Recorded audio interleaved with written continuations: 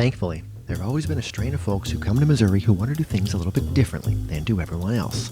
It makes things more interesting around here. My name is Trevor Harris, and this is my podcast, Mo Curious. The podcast examines the past, present, and future of our 24th state and is sponsored by Missouri Life, a magazine that celebrates explorers and tells stories from the Show Me State. Learn more at MissouriLife.com. In this episode, we'll learn about the first wave of Missouri-based utopian communal societies. Here in Part 1, you'll get hip to the 19th century utopias that dotted our state. The second part, the flip side of the record if you will, explores a more recent history of rural, egalitarian communes. Think with me for a minute about a word, a specific word. I ask you to remove all thoughts of all other words from your mind. Okay, all clear?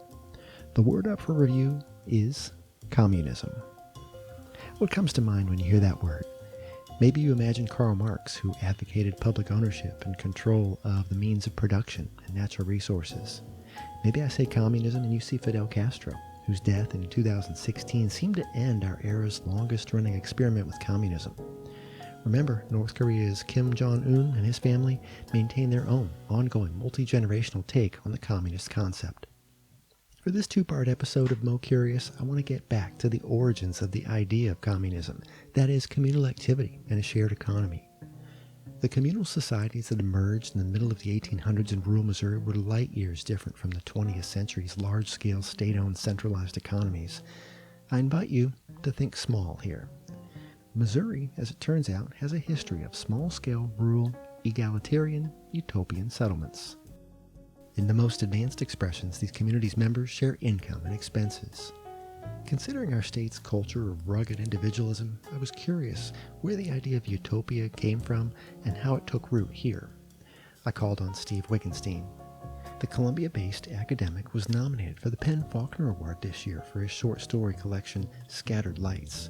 Academically, Steve researches and has published about 19th century utopias, including those that took root right here in Missouri.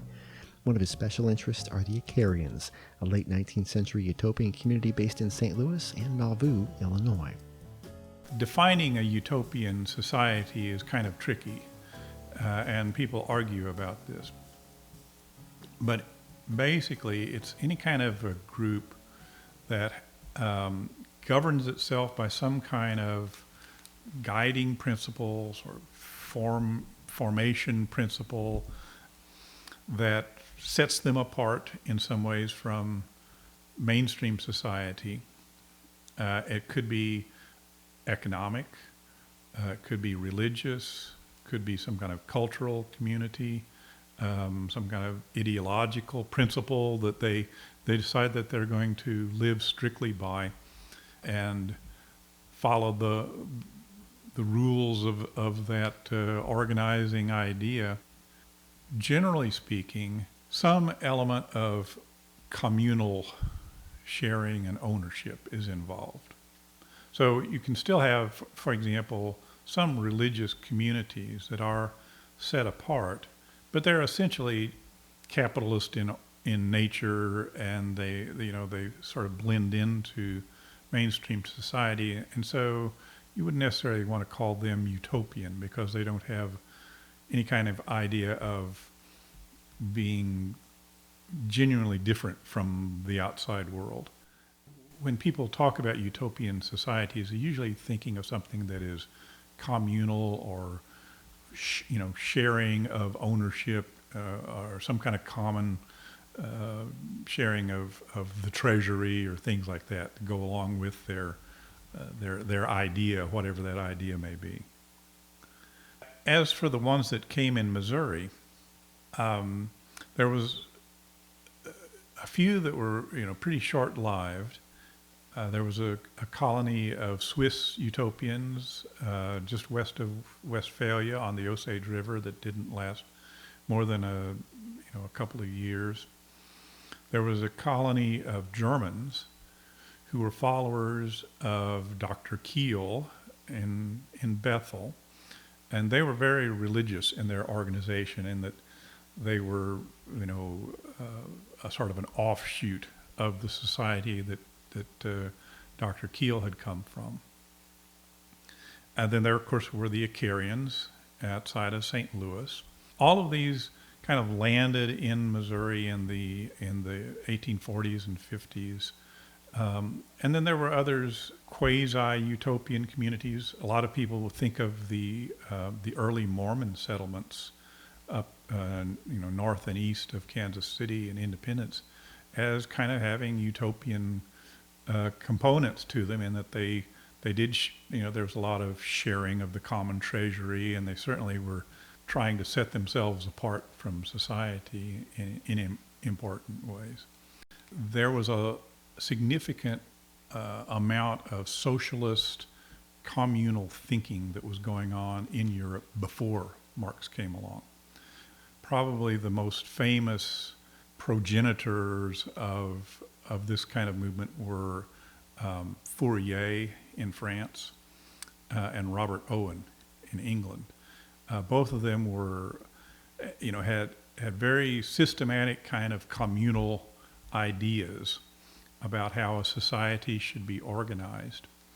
Robert Owen actually was induced to help the founding of the community of New Harmony in Indiana in the late 1830s.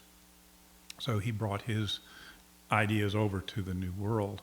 New Harmony didn't last very long in that state because it's just, I don't know if you've ever visited New Harmony, but it's terrible ground for founding a community. It's right at the junction of the Wabash and the Ohio rivers. So at that time, it was basically a swamp. And it was a mosquito-ridden, malarial swamp. So, not really the best place to put a town. Fourier's great idea was what he called the phalanx. And the phalanx would be a self-sufficient, independent community that was going to be perfectly organized, have 1,600 members to it, and they would all be assigned specific social roles, and it was all going to be in a square. He had this real highly developed kind of intellectual idea of what a community should look like. Everything would be held in common. There would be a common treasury. And there are Fourierist phalanxes up and down the eastern seaboard of the country. People were just really mesmerized by this cool idea of an ideal community. And so these kinds of things were in existence well before what we now think of today as communism ever came along, even though they were communist in their essence. They were pre-Marxian. In fact, that's kind of what Marx was doing, was criticizing these early efforts, in that they, in his idea, they didn't really get at the heart of what was wrong with modern society at the time, and he had a better idea and that kind of thing. He thought that they were amateurish, basically. They weren't, in his mind, scientific. And I should also add that a lot of the communal experiments in America do have religious origins too, in that people wanted to live the way the early apostles lived. In the Acts of the Apostles, it's mentioned that the apostles shared everything in common. They didn't own anything. They had a common treasury and drew from it as needed. And so there's also this kind of religious stream of thinking that went into a lot of the American experiments. Of course, and Marx had no sympathy for that. He regarded religion very, very badly. So there's always kind of been this kind of dual stream of motivation that goes into the American utopias. Sometimes they actually kind of cross over, but sometimes they're very separate from one another. So Marx's idea was that these, other kinds of communal settlements weren't like attacking society or trying to bring the entire society down or into alignment with his thinking. They were trying to just make these little sort of what he thought of as kind of hobby-like settlements here, there, and yonder, and he regarded them as really inadequate to the great task of reforming society altogether. I guess for me, the whole communal movement, utopian movement, is in some ways a kind of microcosm and reflection of the American ideal in general, in one sense. I was listening to the Memorial Day speech by President Biden, and he mentioned about how America was the only country founded on an idea. And I thought, that's true in the sense that America has always been a country that sets up lofty ideals and then tries to build things to match those ideas. And so, when you think about it from that perspective, a communal society is just that American idea taken to its logical extreme in a kind of an interesting way. That American ideal, taken to its logical extreme, showed up in Northeast Missouri in 1844. That's the year Dr. Wilhelm Keil and his followers came to Bethel to establish their German communal society. I wanted to see what was left of the spirit that brought a group of Prussians from Philadelphia to Missouri in the decade before the Civil War. As you drive into Bethel, Missouri from the south, you cross the North River on its trip eastward to meet the Mississippi River just a few miles north of Hannibal. Cross the North River Bridge and you see the sign, Bethel, population 122. I met the president of the historic Bethel German colony early on a Friday morning at the Bethel Colony Fest Hall restaurant. Wendy Brumbaugh and I huddled at a table in the otherwise unoccupied party room. The drip, drip, drip sound of condensation fell off a Pepsi machine into a bucket below. Dr. Wilhelm Keil, who was born in Prussia, he had many titles during his lifetime. He was a tailor, he was a milliner, he was a pharmacist, I think probably a self-taught doctor. He didn't have any official claim to be a doctor, but everyone referred to him as Dr. Keil. And he had this dream of settling a utopian community where everyone got along, they pooled their resources, and everyone could live in harmony. So his motto was the Golden Rule. Wouldn't that be wonderful if we had that today? Basically, it was a religious feeling or philosophy that he had that, first of all, ministers, preachers should not be paid. And he was part of the Methodist Church, and he learned that the Methodist ministers or preachers were being paid. And he felt in his heart that that was wrong. And so he pulled away from the Methodist Church and had his own following group of people that believed the same as he did. And that's sort of his motivation for coming west. At that time, he was in Pennsylvania, and most of his followers were there in Pennsylvania as well. But his motivation, I think, was to establish this utopian community where everyone got along and everyone pooled their resources.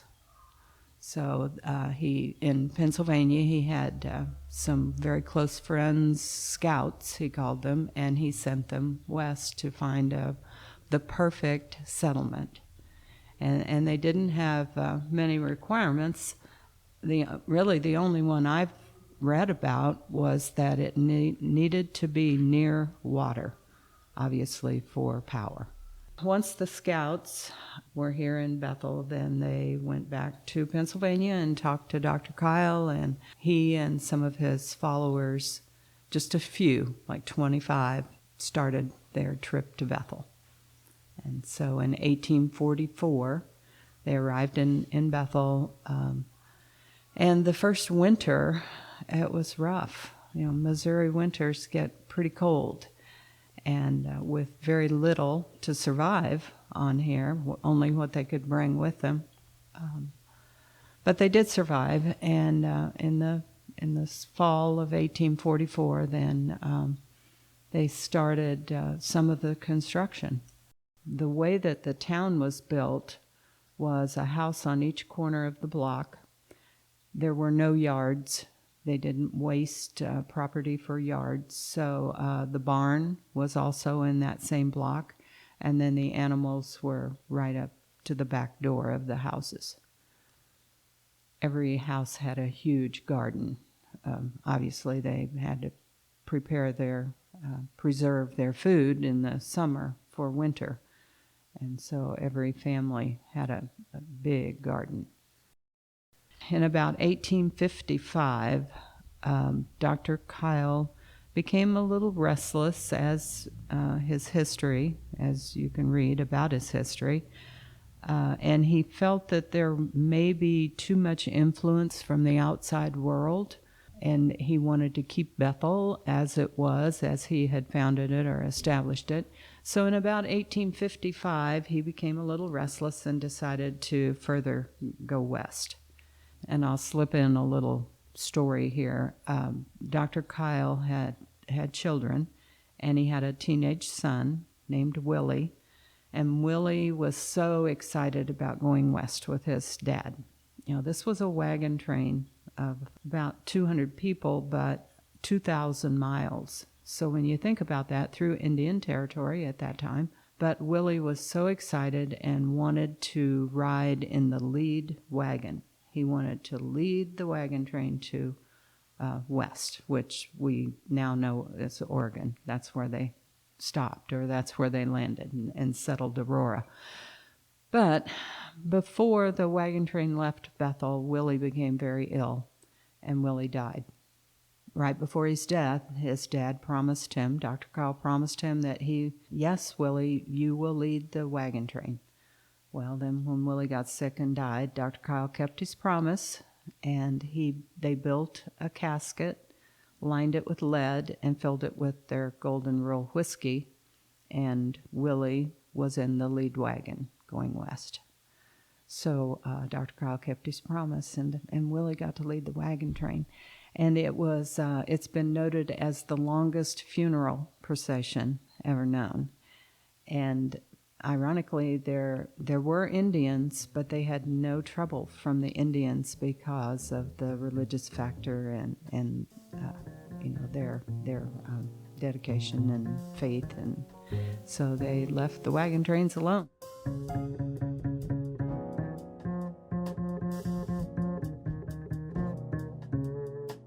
Life was very hard here for the women. When you think about carrying water from the well and no electricity and just the way that they lived, I think it was hard.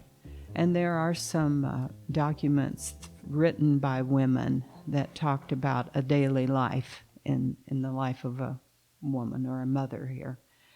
And they had community bake ovens. So they probably had a wood cook stove in each of their homes, but when they baked once a week, they had to go to the community bake ovens. And we have a bake oven still here in Bethel that we usually bake pizza, but sometimes we bake bread. And the Fest Hall's known for their homemade bread. So they made all their own musical instruments. Music was a big thing of entertainment. I mean, there wasn't a lot to entertain people back then, but they had a brass colony band that we have kept going until about the last 3 years. We haven't had a brass band, but that music has always been a big thing for Bethel.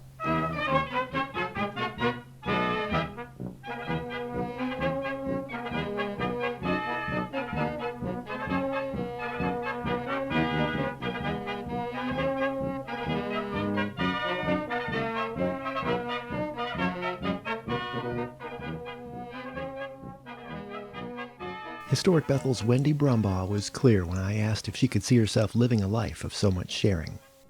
Having lived here my whole life and studied the history and know some of the history of Bethel, I cannot see Bethel or the community residents ever going back to that style of living. I think we get really comfortable in our lifestyle as we know it today. I've often said to my kids when the power would go out, well, this is the way they lived in Bethel in 1844. You don't have a curling iron. You don't have running water. And, yeah, children today probably wouldn't be that acceptable unless you've grown up there, like Rutledge and Dancing Rabbits. And those children are, that's their lifestyle, but not here in Bethel. The German communal colony that Wendy Brombaugh helps preserve and educate about lasted around 33 years. That's 3 years less than Stan Hildebrand lived at a modern commune. Sandhill lies about an hour north of Bethel. The modern-day utopian communal society offers members the option to share incomes. Income sharing is a deep commitment to one's fellow and sister communards. Imagine being so committed to your ideal that you'd hand over your savings and income to the benefit of the collective. For 36 years, that's just what Stan did. Stan was a full member of Sandhill, an intentional community. Today, some members are still income sharing. As in years past, agricultural products and work off the farm sustain the community today. It lies about 30 miles south of the Iowa state line and 30 miles east of Kirksville. I met Stan at the house in Memphis, Missouri, where he now lives with his longtime partner. So how did I get to communal living? I was in graduate school in African history, PhD program. This was in the 60s. We were getting radicalized with the Vietnam War, etc., etc. Friends of mine and I got together. We were in Lansing, Michigan State University, and we decided we wanted to live together to foster each other rather than always tearing each other apart. And so we did. This friend of mine and I, we went to Mother Earth News and saw all these ads. We decided we wanted to start our own commune, and we did. I guess we read, my people and I, we just read about, the communes that were started. I mean, it was in the 60s. I mean, there were just lots of them. And the ideas were always like, okay, we work together for the earth, but also for us, for ourselves. And it's like, and I remember there was one particular book that just stood out for me. It was called Begin at Start. And it was a woman who wrote this book, and she did kind of an analysis of all these radical groups that we were all so radical. But she said, as radical as we all are, who cleans up at the end of the evening? All the beer cans, this cigarette things and all this stuff. It's the women who clean it up. If we're going to be radical, let's start there. And we did. I mean, feminism was a big part of all the community experience that I was part of. I never realized how much women had to teach me about us as beings, getting in touch with my feelings. Yeah, that was very powerful. And Sandhill was, they were ready for it. And I was a farmer. Sandhill once wanted to be a community, a farming, rural-based. And that was my background, so I just fit in, and I just had a relationship of 20 years with one of the founders who was still there. Anyway, we did a lot of stuff together. Intentional communities are experiments in what is possible when people organize themselves for collective betterment instead of for individual wealth accumulation. Income sharing created a new way of organizing friends. It also created challenges. Did we have issues? Yes, we had issues. One that comes to mind, and it had to do with income sharing. So this long-term member decided to get married to someone who is not on the farm, and so they wanted to share income because they were married, but we were all income sharing. So how did we do that? How do we do that? It was hard. We had many meetings. We finally worked out an agreement that we thought would work, but we didn't follow through on the follow-up, how are we going to make sure that these agreements are being kept? We just trusted each other. And then after a while, was it after a year or so, we realized we hadn't done it. This person was not doing what we had agreed to, and it was a huge deal. Some of the people had just come to Sandhill to become members. They couldn't believe that, they came to this community that trust everything was going to be okay, and they personally trusted, and then come to find out it wasn't there. It never really got resolved for all of us. It just went there, and that money, said, okay, we'll pay you, we'll pay you back, I'll pay you back. Never did. It was a huge deal. So when I was there for quite a while, the last maybe 10 years, quite a few of us people who were members were kind of getting older. I was usually the oldest. We were all in the 50s, 60s range.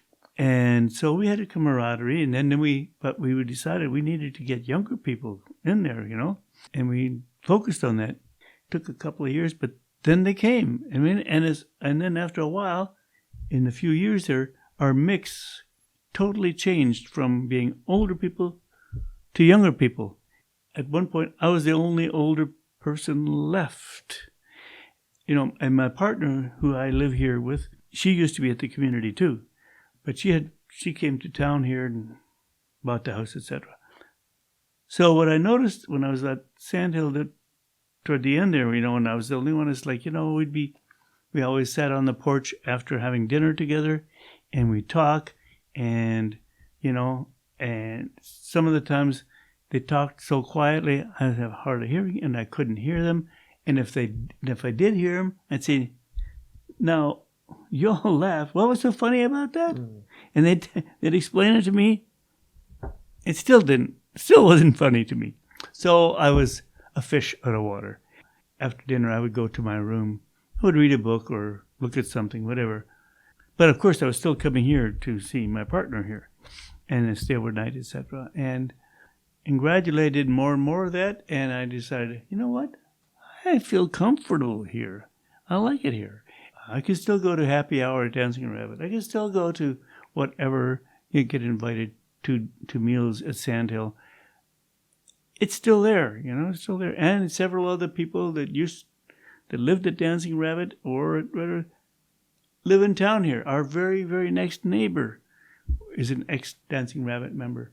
I totally enjoyed my communal experience at Sandhill, totally. It was me. It fit me very well. That was Stan Hildebrand. He is a former resident at Sandhill, an intentional community in northeast Missouri. As communities like Sandhill work to stay relevant and vital, they're drawing in younger members, like Stan mentioned. Listen for the second part of this episode. In part 2, we'll meet a pair of residents at contemporary intentional communities. For Dancing Rabbit Eco Village's Cow Yoder and Red Earth Farm's Apple Wood, utopias are not abstract, it's how they live their lives. That's in part 2 of this episode on the history of Missouri's utopias and communes. My thanks to Stan Hildebrand, Wendy Brumbaugh, and Steve Wigenstein. Music is from the Paul Shin Trio, recorded live at Kansas City's Green Lady Lounge. And thanks to you for listening to Mo Curious, a podcast about the past, present, and future of the 24th state. The podcast is brought to you by Missouri Life, a magazine that celebrates, explores, and tells stories from the Show Me State. Learn more at MissouriLife.com. I'm Trevor Harris. Thank you for listening to Mo Curious by Missouri Life. Until next time, stay curious, Missouri. And it's always surprising to me to hear what comes out of my mouth. It's in the moment. This is us. We're right here.